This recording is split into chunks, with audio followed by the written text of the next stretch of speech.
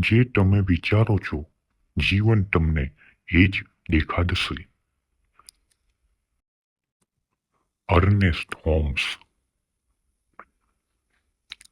જન્મ 21 જાન્યુઆરી 1887, નિધન 7 એપ્રિલ 1960. અમેરિકી લેખક, શિક્ષક અને નેતા હતા. ધાર્મિક વિજ્ઞાનના નામથી ઓળખાતા એક ચર્ચિત આધ્યાત્મિક આંદોલનના સંસ્થાપક પણ હતા. ક્યારેય પણ પોતાના જીવનના દ્રષ્ટિકોણને પાછલા અનુભવોથી સીમિત ન કરો. જીવન તમને જે સૌથી સારું આપે છે તેને સ્વીકારો.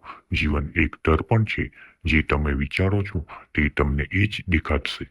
જીવન માત્ર સહન કરવા માટે નથી, તેને આનંદમાં કોઈ પણ સીમા વિના પૂર્ણતામાં જીવવું જોઈએ. શું હું જે કરવા ઈચ્છું છું તે મારા માટે વધુ ખુશી, વધુ શાંતિ વ્યક્ત કરે છે અને સાથે જ કોઈને નુકસાન નથી પહોંચાડતું?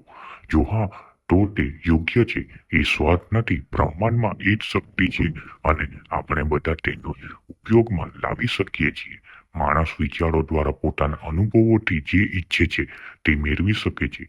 તમે તે વિચારોને પકડવાથી નહીં પણ સત્યને જાણવાથી શક્ય બને છે. નકારાત્મકતાને દૂર કરવાનું અને સકારાત્મકતાને વધારવાનું શરૂ કરો.